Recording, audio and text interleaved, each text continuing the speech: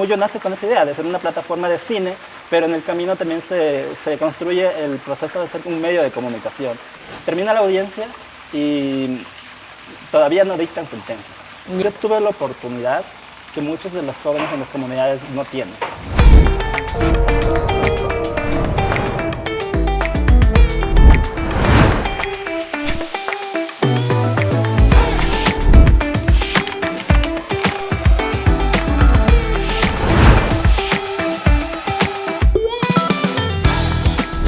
El día de hoy me complace presentar a Alexis Greta, un joven de 27 años de Santa Clara, Pastaza. Alexis, muchas gracias por venir. La verdad, para mí ha sido motivante tener una conversación contigo. Hola, ¿qué tal? Mi nombre es Alexis Greta, sí, justamente vengo de la provincia de Pastaza, en la Amazonía ecuatoriana. Y nada, venimos a compartir varias experiencias que nosotros hemos llevado en la parte comunicacional, en las luchas que hacemos también como jóvenes y como además buscando como construir un mensaje como más renovado, un mensaje más sano para la audiencia y que nos permita como generar conciencia, que nos permita amar mucho más a la naturaleza y sobre todo compartir una sociedad mucho más justa, mucho más equitativa y también empática, ¿no? El día de hoy estaremos hablando de su proyecto de Muyo. Alexis, por favor, cuéntanos un poco a qué se refiere con este proyecto, cuál es su misión, visión y qué es lo que quieren transmitir a los jóvenes y a todos aquí en el Ecuador. Sí, Muyo es un proyecto muy bonito que lo hemos construido desde cero, con la idea de justamente empezar a trabajar cómo renovamos el mensaje que nosotros queremos llevar al público y cómo hacemos que los problemas que están sucediendo dentro de las comunidades indígenas, de las luchas sociales que existen, cómo manejamos ese mensaje para poder tener como un público mucho más global, ¿no?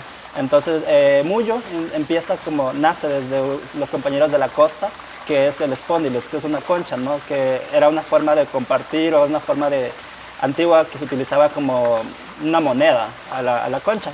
Entonces, justamente ese compartir, nosotros lo reflexionamos y en Muyo como viene esa visión de ser un equipo diverso que comparte conocimiento, que comparte historias, que resuenan las voces de los territorios, pero también ese compartir de habilidades, ¿no? En donde construimos las ideologías de las luchas como tenemos un equipo bastante diverso, como decía, de investigadores, de periodistas, de cineastas, de editores. Entonces, ¿cómo hacemos que todas estas ideas se unan y lograr como construir un proceso de audiovisual que tenga su propia narrativa, una narrativa de los pueblos, pero que no genere como los medios convencionales, que no genere como odio, que no genere racismo, sino que nos invite a compartir, a reflexionar, a aprender de los dos mundos, del mundo occidental, pero también a aprender a cómo nosotros los pueblos indígenas estamos en los territorios amando y cuidando la naturaleza. He visto la comunicación que tienen en sus redes sociales, en página web, es espectacular, la producción, todo lo que transmiten. Me encantaría que nos cuentes el tema de la comunicación que tiene Muyo como proyecto. Sí, o sea, en general Muyo nace con estas dos alas, ¿no? Nacimos con la idea de ser una plataforma a manera de un canal mucho más, no sé, como producido y que se vean las capacidades, ¿no? de los cineastas o de los pueblos indígenas y que se cuenten las historias de diversas formas.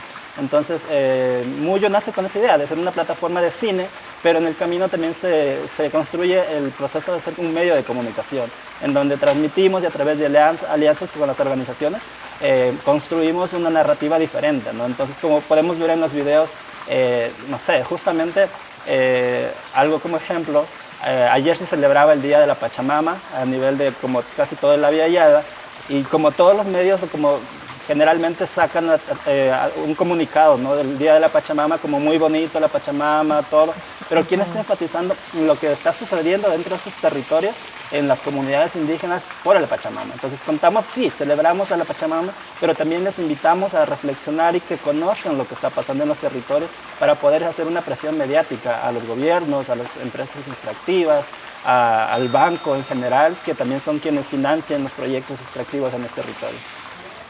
Me encanta, yo estuve viendo también el post en Instagram que tenían de la Pachamama, me pareció muy interesante esto de poder comunicar de diferente manera, porque no es solo Pachamama, ya es algo lleva más y es una oportunidad también para seguir comunicando, uno de los propósitos de Muyo. ¿Y cómo es esto? Cuéntanos detrás cámaras, ¿cómo es estos inconvenientes, desafíos, oportunidades que tienen tú y tu equipo de trabajo y quién lo conforma? Sí, como decíamos, somos un equipo bastante diverso, en donde intentar encontrar como el punto central, el punto neutro de construir una narrativa diferente es bastante complicado, pero sí es un equipo que ya nos conocemos de varios años, que hemos estado en muchos procesos y como hemos estado acompañándonos, ¿no? Entonces creo que lo bonito de todo esto es que nosotros lo construimos desde nuestra realidad, entonces nosotros no estamos como siguiendo o teniendo esquemas en donde hay como, no sé, un jefe, un director o algo, ¿no? Simplemente como es un equipo, un colectivo en el cual las decisiones se toman así, de manera colectiva, en donde, por ejemplo, si vamos a sacar un video, nos reunimos nosotros cada lunes, hacemos un comité y ahí vemos los casos, ¿no? Mira, esta semana tenemos tal caso, tal caso, tal caso, pero ¿qué sentido le vamos a dar a la historia? ¿Cómo la vamos a contar? ¿Quién la va a contar? Entonces es como todo un proceso de construir los guiones, en donde pasa por revisión, quizá por 2 o 3 personas que revisamos los guiones, que revisamos el contenido que ya está trabajado. Entonces, y muchos de los materiales que nosotros tenemos lo hacemos en los territorios, ¿no? Entonces estamos como justamente ahora, ¿no? El equipo nuestro está ahora en la Amazonía grabando para un tema de un documental. Ayer estuvieron otro equipo en Macas, estamos con otro equipo que está en el Yasuní también ahorita, y como la gente que estamos igual aquí en la ciudad, como acompañándonos siempre en el proceso. Ya, pero Alexis, esa es la parte formal, pero también esta parte, de, como estábamos hablando, de llevar, traer cámaras, de que quién edita, qué haces, esos desafíos, el día a día, sí. Realmente el que es. ¿Alguna anécdota, sí? O sea, sí, en realidad creo que en este mundo nos ha tocado como aprender de todo.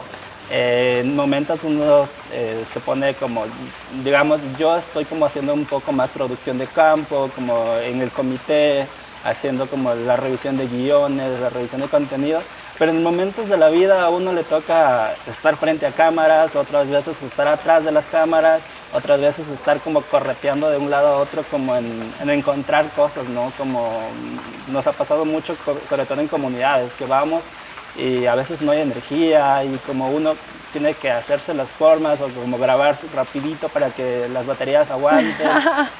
Nos ha tocado incluso estar de cargadores de los equipos con, sí, no sé, unas cámaras enormes y como estar en medio del río en canoas y como navegando y luego cargando como kilómetros hasta llegar a la comunidad.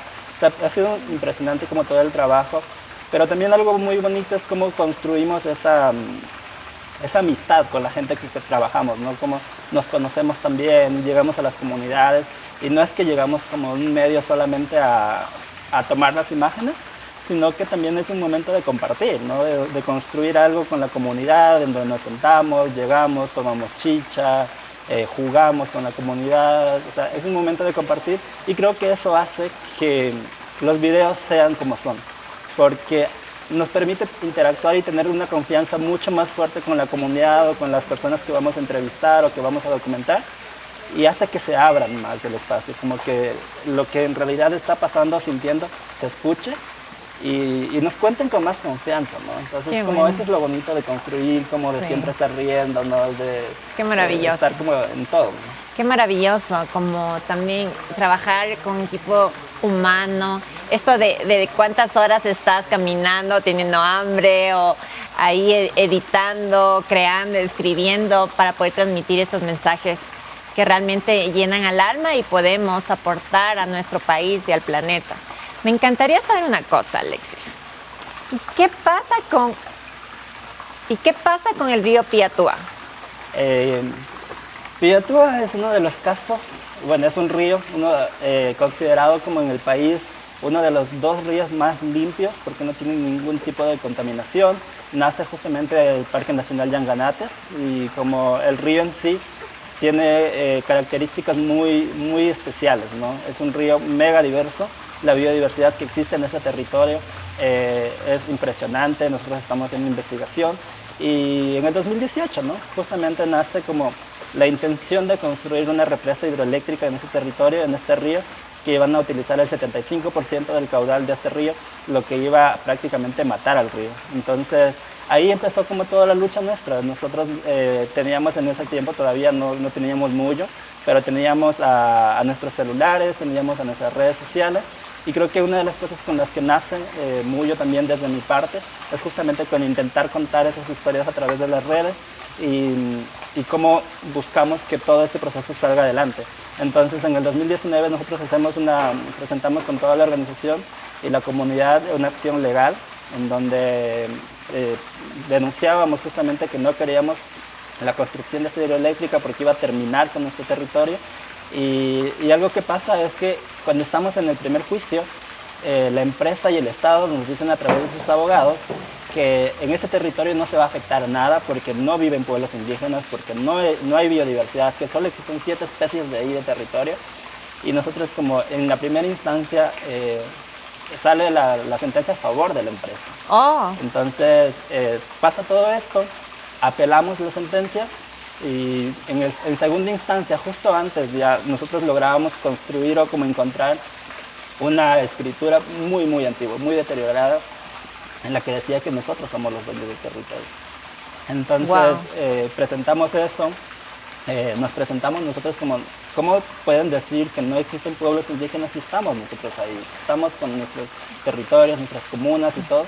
Entonces, justamente, termina la audiencia y todavía no dictan sentencia. Yeah. Pues teníamos que esperar como un tiempo. Y en ese transcurso de espera, el juez que estaba como en la primera instancia que hizo ganar al caso a la empresa, este juez se lo encuentra infraganti porque el otro juez que estaba teniendo nuestra sentencia, nuestro caso, lo denuncia. Y lo encuentran en un bar, en un resto bar de la ciudad de Puyo, muy conocido. Sí. Lo encuentran a los 2 jueces que él denuncia. Sí. Lo encuentran con $45,000, 2 botellas de whisky, negociando la sentencia. Entonces se destapa toda la ola de corrupción y fue impresionante, ¿no? Como nos dimos cuenta que los jueces estaban siendo comprados por la empresa y que por eso estaban ganando el caso. Y se lo destapa, se lo lleva preso, a este juez se lo destituye y todo, pero se lo llevaron por un año, ¿no? Entonces como que ahora está libre, ejerciendo como abogado y defendiendo al alcalde que ahora está como con el caso, ¿no? Que una de las cosas que no se conoce tal vez en este caso es la sentencia, que ahorita hay como la destitución para el alcalde que salió, ya, es porque en el seno de la alcaldía, cuando estaba en ese proceso, se solicitaba la autorización del gobierno local para la construcción de la hidroeléctrica. Entonces los concejales no aprueban el caso, o sea, como no aprueban la posesión del territorio a la empresa hidroeléctrica. En ese sentido, el alcalde con una secretaria del consejo hacen una acta diferente y firman. Entonces el tema de las destituciones por la falsificación de firmas. Y la secretaria que está en este caso ahora está detenida.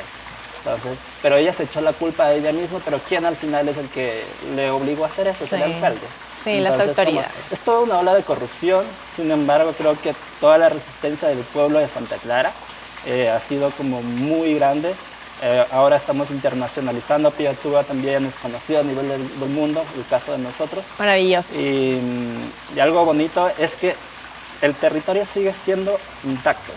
Estamos dentro del bloque 28 de las petroleras, estamos con la minería entrando por la provincia de Napo, tenemos el caso de la hidroeléctrica, tenemos el tema de ONGs comprando territorios para entrar a mercados de carbono.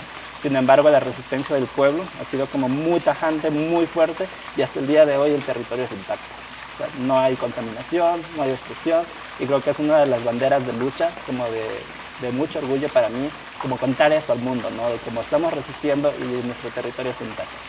Ay, Alexis, la verdad para mí es un honor poder transmitir esto por medio de Escaparate TV, este granito de arena para poder ayudar.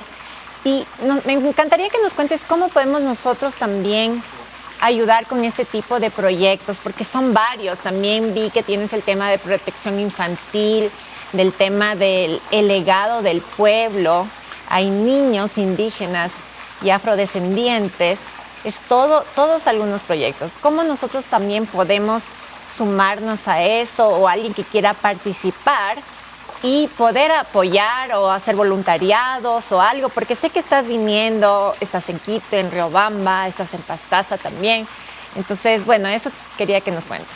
Creo que Muyo nace con esta primera idea de concientizar, de empatizar, y es importante que en principio nos responsabilicemos de nuestras acciones, nos responsabilicemos de las cosas que estamos trabajando, ya que como medios de comunicación somos una plataforma que podemos como amplificar voces, y creo que es algo que los medios tienen que empezar a escuchar o aprender, que los medios de comunicación no sirven solamente para dar voz a un pueblo, ¿no? Los medios de comunicación amplifican las voces que ya existen en los territorios.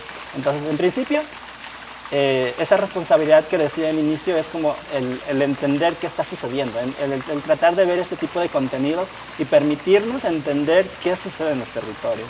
Entender, y desde ese entender ir construyendo y ir colaborando, ¿no? Como desde las propias acciones como nosotros mismos. Muchas veces en Muyo contamos historias de los territorios, pero necesitan tal vez ser como mucho más amplificadas. Entonces primero en el compartir el contenido y después como ir generando ese tipo de conciencia en nuestras propias casas, en nuestros hogares, con nuestras familias, invitando y motivando a que muchas más personas puedan como cambiar esa mentalidad muy consumista, muy capitalista, que de cierta forma está bien, que para nosotros también, nosotros no nos oponemos y siempre nos dicen se oponen al desarrollo, se oponen a este tipo de cosas, pero cómo entendemos el desarrollo también desde las propias realidades, ¿no? Entonces, como empatizar esas cosas con la ciudadanía, con la gente que nos escucha, creo que es el primer paso, ¿no? Empezar a generar conciencia y darnos cuenta que quizás sí, muchos de nosotros estamos viviendo en las ciudades, no nos afecta lo que sucede en los territorios, pero que hay que ser conscientes de que a largo plazo lo que sucede en los territorios indígenas, lo que sucede en la Amazonía o en territorios donde están haciendo presentes los proyectos extractivos, van a afectar a nuestro diario vivir.